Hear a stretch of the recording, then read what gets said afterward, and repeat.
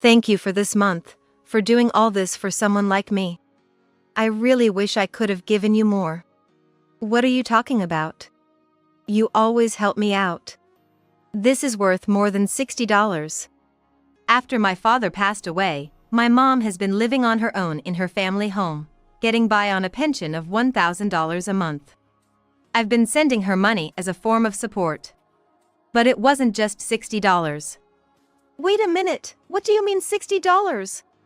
Well, you've been transferring it to me every month, haven't you? I did transfers, but I sent you $2,000, not $60. $2,000. Right before I started sending her money, we had a minor argument. We hadn't reconciled since, until today. I didn't want to think about it, but I couldn't help wondering if someone did this to spite me.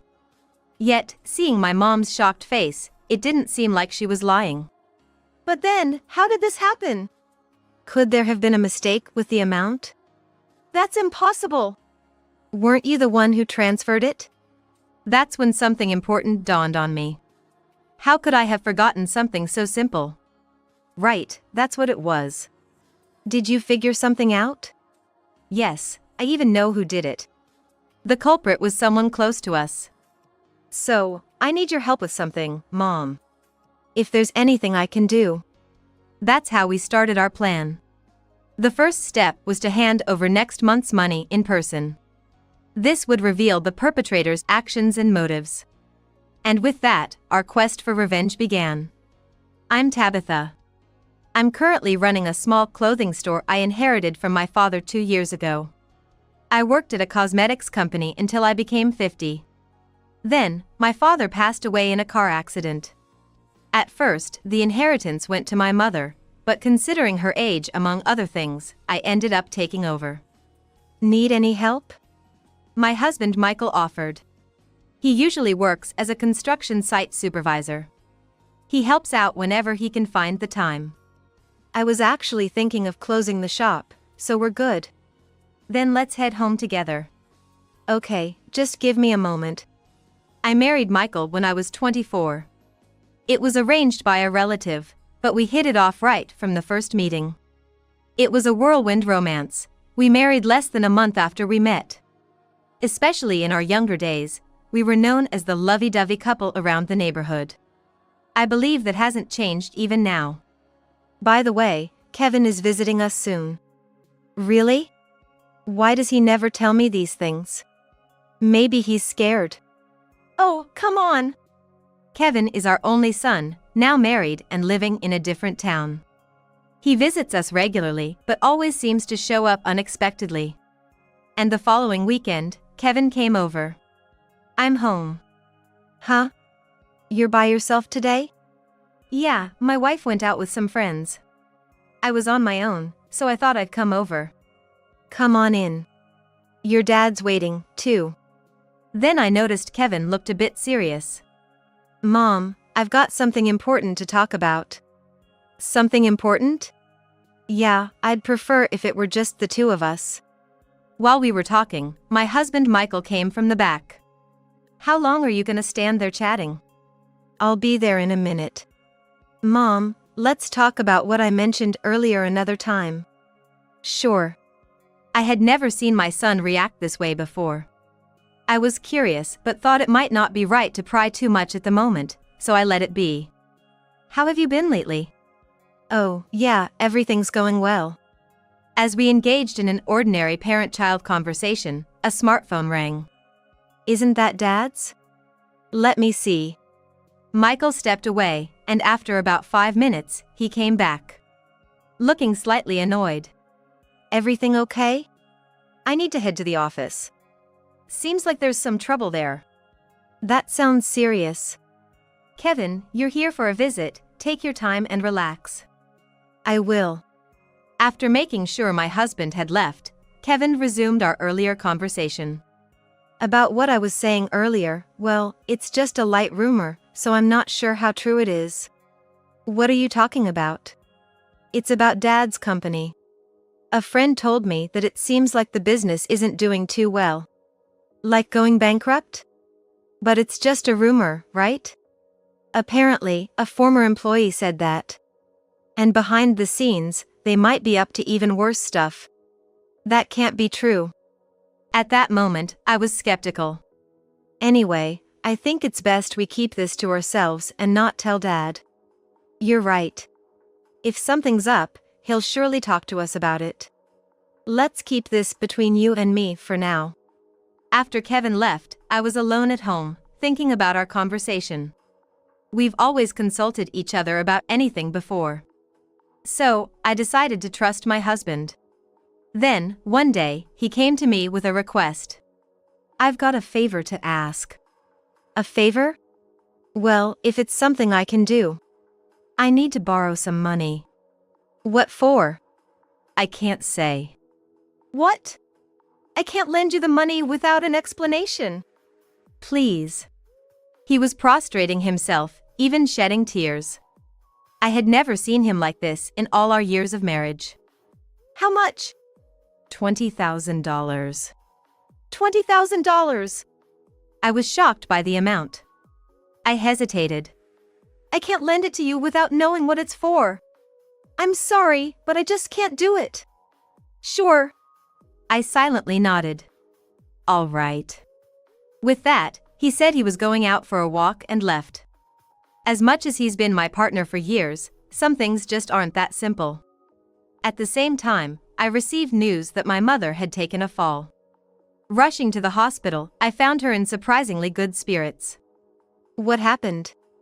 I just tripped over a step. Seeing my mother laugh it off, I couldn't help but lose my temper. This isn't funny. It might have been minor this time, but... There's no need to get so mad. That's why I said we should live together after Dad died. But I refused, didn't I? After that, we had our first argument in years. Neither of us would budge, and we were at a stalemate. Is there really no way? I don't want to be a burden on you too. You shouldn't worry about that. And with your pension being just $1,000, life must be tough, right? Still, we can make it work with some budgeting. I made a proposal to my mother. Then, I'll start sending you money every month. How about that? All right. Then I'll start this month. 3 days later, my mother was discharged from the hospital. However, our relationship remained strained. Yet, my hope was that this would make things a bit easier for her. A few weeks later, I woke up to find my husband was not at home. He's usually sitting on the sofa reading the newspaper on weekends. I wondered if he had gone out somewhere. But, with time pressing, I left for the shop to start opening preparations. Arriving at the shop, I found the shutter open. Is anybody there? As I called out, I saw a figure in the back of the shop. Approaching cautiously, I realized it was my husband. Hey! What are you doing here? Oh, yeah. Just looking for something. Should I help look? No, it's okay. I've found it, he said, making me leave the shop. Wait a minute. What's up? If you're heading back home, there's something I'd like to ask. Oh, yeah? What's the favor? Actually, I've decided to start sending money to Mom from this month. Could you deposit it for me? Leave it to me. I handed him the money and asked him to make the deposit. It was a casual request at the time, but little did I know what it would lead to. Days passed without issue, but then I began to notice a change in my husband's behavior. I'm home. Welcome back. He was unusually cheerful that day. And he was carrying shopping bags in both hands. Here, a present for you. Is today a special occasion? Not really, but it's nice to do this once in a while, isn't it? The bag my husband handed me was filled haphazardly with high-end bags. What's going on? Well, I bought them, of course. I guess, but it's so sudden. I couldn't comprehend the situation in front of me. It was a pleasant surprise. But he had never given me so many gifts at once before. Moreover, he seemed to have been drinking, as the smell of alcohol was evident. Isn't this a bit too much drinking? Not at all. Your steps are even wobbly. It felt like it had been a while since I saw my husband drunk. I couldn't remember when, but he had stopped his nightly drinks that he used to have daily. I figured he must have bought these things on a drunken impulse. Anyway, should I get you some water? Yeah, please. He seemed quite drunk, sitting down at the entrance. I went to the kitchen and brought back a glass of water. Here. He drank the water quickly. I hoped it would help him settle down, but then he suddenly raised his voice and threw the cup against the wall. What's this? What are you doing? I asked for booze. What are you talking about? I said I was bringing water. Just bring the booze. He was clearly not aware of what he was saying anymore. Can you stop this? Are you defying me? That's not it at all. I'm just worried about you. But once agitated, my husband wouldn't calm down. Why do I have to go through this? What are you talking about? It seemed my words weren't reaching my husband. He continued to talk as if I wasn't even there. If only I had more money. At that moment, I remembered when he had previously asked to borrow $20,000. Money? When I asked back, he seemed to snap back to reality with a start. It's nothing. Forget what I just said. But forgetting was not something I could easily do. He stood up abruptly and went to the bedroom, ignoring me. Wait a minute. I tried to follow him, but to my dismay, he locked the bedroom door. Unable to enter, I ended up spending the night on the sofa. And the next morning. Hey. Good morning. You slept here? Well, I couldn't get into the bedroom. Sorry. He seemed unusually compliant. Perhaps the alcohol had fully worn off. It's okay. I'll be more careful from now on. Thinking this might be a good moment to ask about last night, I broached the subject. About what you said last night. Sorry, I don't remember much. Did I say something weird? Not exactly, but was there something bothering you? No, not really. At this point, he clearly avoided my gaze. What about the money? Oh, that should work out, so I'm gonna head out early today. Oh. Okay. He left the house early without even having breakfast. It was clear he was hiding something from me.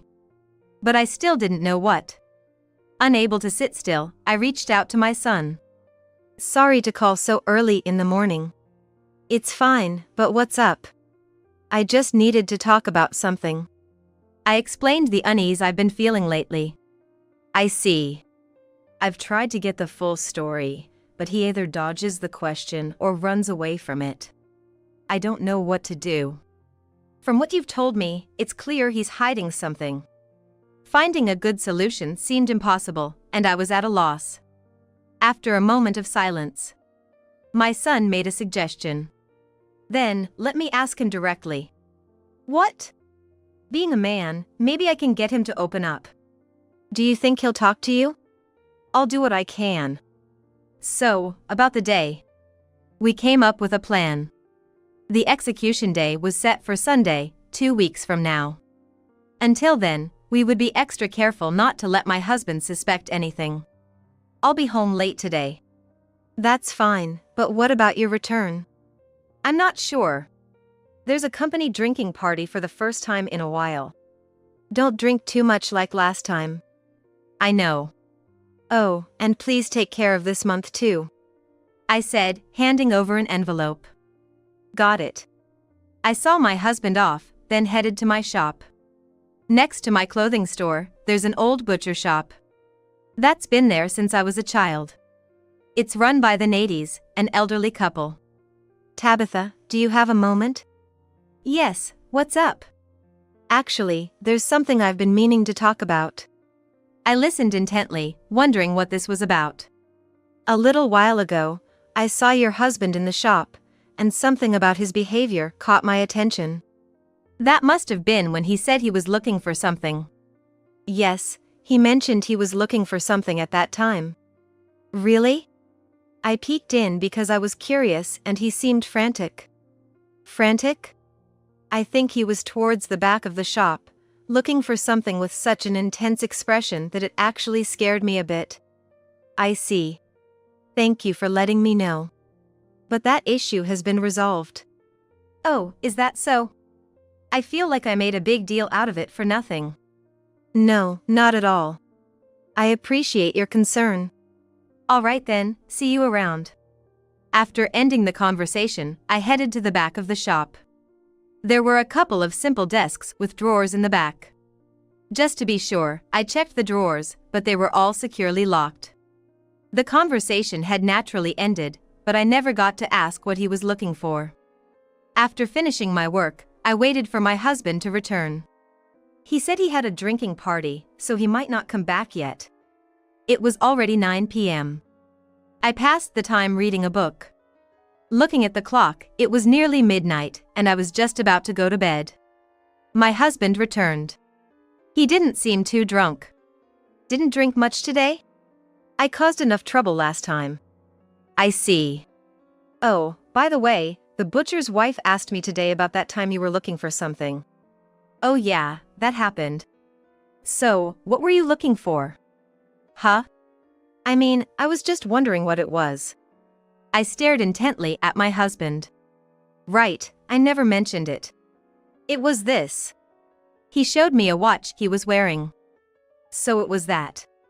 My question is answered. I smiled, but inside, I was thinking something different. The watch he showed wasn't with him at that time. He had said himself he bought the bags he came home with. Why go to such lengths to lie? Either way, I thought it was necessary to report this to my son. And then the promised Sunday arrived. Did you say he was coming today? I happen to have some errands nearby. Today's visit is just a side trip. Come on in, at least. Huh? But aren't you going out? I have some unavoidable errands to run. Oh, I see. Be careful then. I gave my son a look that said it was all up to him and left the house. His expression assured me he was on it. Furthermore, we left the smartphone on call.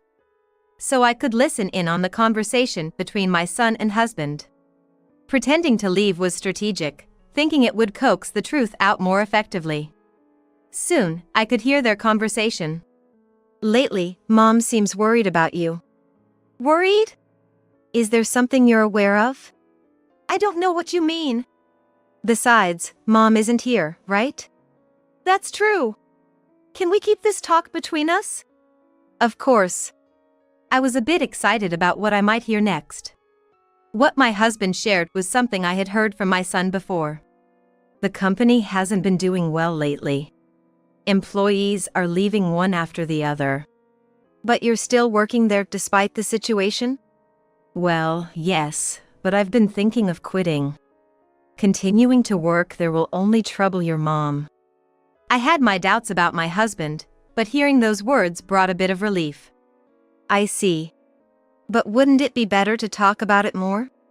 Maybe, but it's hard to discuss in this uncertain state. I understand. I'll keep quiet about this. But you're planning to talk about it eventually, right? Yes. After that, they shared updates about their lives. It felt like a slight weight had been lifted off my heart. Well, I've got to go now. You're leaving already? I'll come back again. Take care. After leaving the house, my son called me. Were you listening? I heard everything perfectly. Well, that seems to be the situation. So, he wanted to borrow money before, that was because of this? Probably. For now, we might just have to watch and see. Here, I decided to tell him about the incident at the shop. Oh. I forgot there was something I hadn't told you. I explained about my husband's search. Mom, you should have told me sooner. I completely forgot. It's weird to say this, but the story might not be so simple. What? I don't have all the answers yet, but let me know right away if you notice anything else. Got it. After talking with my son for a while, I went back home. And from here on, I would come to know my husband's true intentions. With that knowledge, anger and a desire for revenge began to swell within me. Could you lend me just $400? $400? I forgot to make a payment, and I'll pay you back next week, Please? You're going to pay it back for sure? Of course. I should have refused, but I ended up lending him the money. Deep down, I might have wanted to believe in my husband. And from here, my caution towards him began to fade. Because my husband did pay me back properly. Emboldened by this, he gradually began to ask for larger amounts of money. It must have been his strategy all along. Without realizing, I lent him money time and again. Hey, hurry up and prepare dinner. What? Didn't you say you'd eat out today? I never said that, did I? Stop complaining and hurry up with the preparations. Fine, I get it. For some reason, my husband had misunderstood something and started looking down on me, adopting a domineering attitude.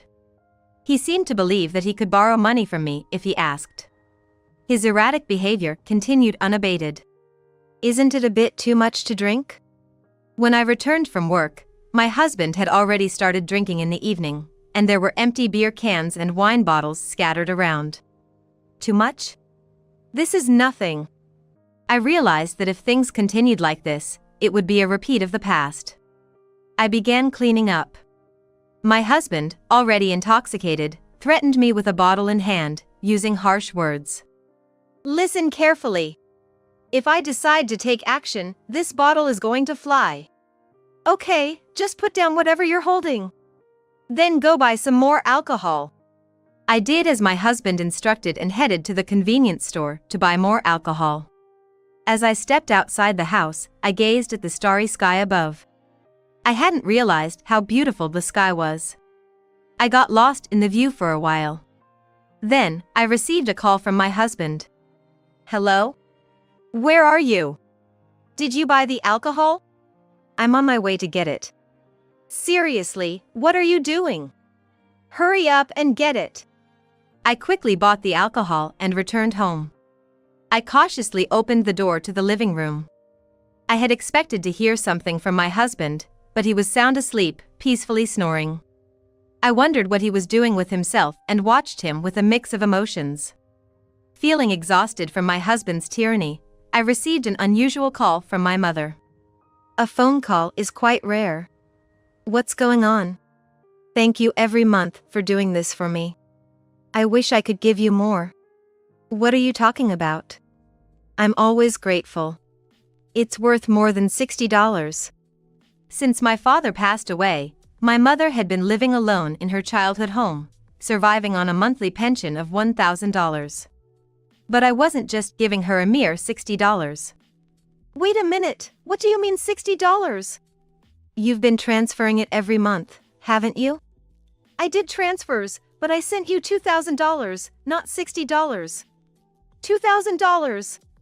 Right before I started sending the money, we had a minor argument. We hadn't reconciled since then, until today. I didn't want to think about it, but I couldn't help wondering if someone did this to spite me. Yet, hearing my mother's surprised reaction, it didn't seem like she was lying. But then, how did this happen? Could there have been a mistake with the amount? That's impossible. I made sure to give it in cash. Weren't you the one who transferred it? My mother's words reminded me of something important. How could I have forgotten something so simple? Right, that's what it was. Did you figure something out? Yes, I even know who did it. The culprit was someone close to us. So, I need your help with something, Mom. If there's anything I can do. That's how we started our plan. The first step was to hand over next month's money in person. Furthermore, I shared this fact with my son. He didn't seem surprised, in fact, he seemed to understand. And then the day of the next remittance arrived. It happened to be a holiday, and my husband was home but became restless around noon. Is something wrong? Why do you ask? You seem restless. Not at all. Really? Is something bothering you? I told you, nothing's wrong. His tone grew rougher, perhaps from irritation. That's when I deliberately brought up the subject of sending money. So, I'm going to see my mother. Did something happen to your mother? She's fine. I'm going today to give her money. You know, the monthly support we've been sending. Hearing this, my husband's eyes darted around. Then, I'll be off. He stopped me. Wait a moment. What? Never mind. If you have something to say, just spit it out. But my husband just mumbled, never getting to the point. Seeing him like this only made me more frustrated. After all the effort I'd put into setting this up. Thinking it was a waste of time to wait any longer, I decided to confront him directly. If you won't say it, then I will. You've been taking the money meant for my mother. That's not true. But I asked you to make the transfers. You might be lying. Are you seriously suggesting my mother is lying? Refusing to admit his fault, and even suspecting my innocent mother. There's a record of the transfers, so lying now is pointless. So, it was you, wasn't it? I did it. He finally confessed. Yet, many questions remained unanswered. What did you use it for? Remember when you bought all those things? Did you use the money for that? Yes, that's what I did. How could you? I'm sorry. I promise I'll pay it back. It's too late for apologies now. I contacted my son right then and there. 30 minutes later, he came. You told me to hurry, so here I am. Sorry for the sudden call. But, your dad confessed. I explained everything that had happened. I can't believe it. Grandma's money was used for that? Anyway, come with me. Bringing my son to the living room, we found my husband slumped over on the sofa. Why would you do such a foolish thing? I was already considering divorce. Just because the company is struggling, doesn't mean you should take someone else's money. Why did you do that? I've been suspicious for a while. Remember when Kevin came over? I heard everything then. But you weren't home. While you and Kevin were talking, I had the phone on the whole time. All that too? I figured you wouldn't tell me directly. As I pondered what to do next, my son chimed in. Can I say something? Dad, there's something I want to ask. What? I heard from Mom that you were looking for something? Yes. A watch. I immediately questioned him. But that watch was bought later, wasn't it? The timeline doesn't make sense. So, you were searching for something else, right? What were you really looking for? Despite being cornered, my husband remained silent.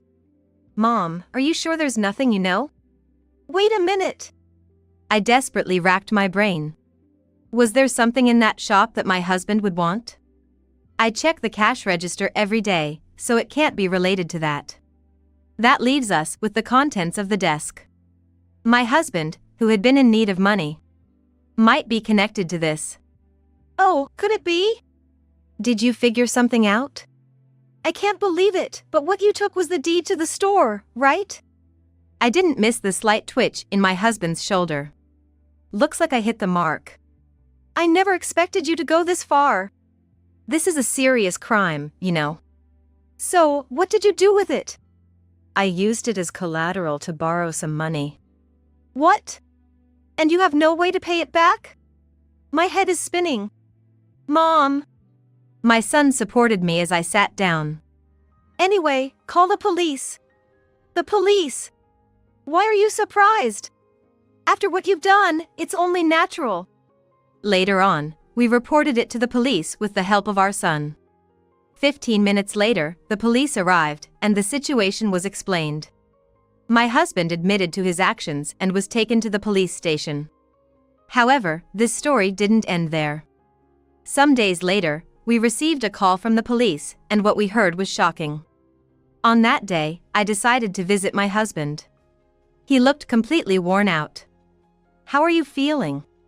He didn't respond to my greeting. I heard from the police that you were involved in fraud. My husband widened his eyes and looked at me. You know that much? I got the details from the police. It seems that the company my husband worked for had been struggling financially for the past few years. They had even issued bad checks, and it seems they resorted to fraud. I never imagined my husband would get involved in that. No matter how desperate he was for money, getting involved in something like that was the end of the line. Anyway, you've become a criminal, so I'll be divorcing you through a lawyer. Divorce? Yes, it's unfortunate, but you should accept it. I got up and left the place. When I left the police station, my son was waiting outside. You're back quite early. I said what I needed to say. Indeed, you look relieved. Now, I need to apologize to my mother. In that case, I'll go with you. Thank you. And so, I headed to my parents' home. It's unusual for both of you to come together. We have something to report today, related to the financial support I've been providing. Then I'll explain various things from my end. And so, I explained the truth to my mother. She listened quietly without saying a word. That must have been tough. Despite also being a victim, my mother worried about me. Tears welled up in response to her kindness, but I held them back. I'll be able to continue providing financial support properly from now on. You don't have to push yourself. I'm not pushing myself. What about Michael? I'm planning to divorce him with the help of a lawyer. If that's your decision, I'll support you. Later on, the divorce was finalized. As a result, my husband's testimony led to the arrest of 7 individuals, including the president of the company he had worked for. They had wanted to deceive us. According to the lawyer, given the gravity of their crimes, they might even receive a prison sentence. It was painful to see my ex-husband become a criminal. But I couldn't forgive him. What are you going to do from now on, Mom? Well, I plan to continue running the store. But I'm worried if it's just me. If you want, you can move in with me. Don't worry about me. Besides, I have to take care of Mom. Living together sounds like a good idea. Additionally, I had the lawyer intervene, and the money my husband had borrowed using the store as collateral was partially forgiven. In the end, I decided to live with my mother. Initially, we settled things by continuing the financial support, but the idea of living together was suggested by my mother. We would hold hands and face the future together.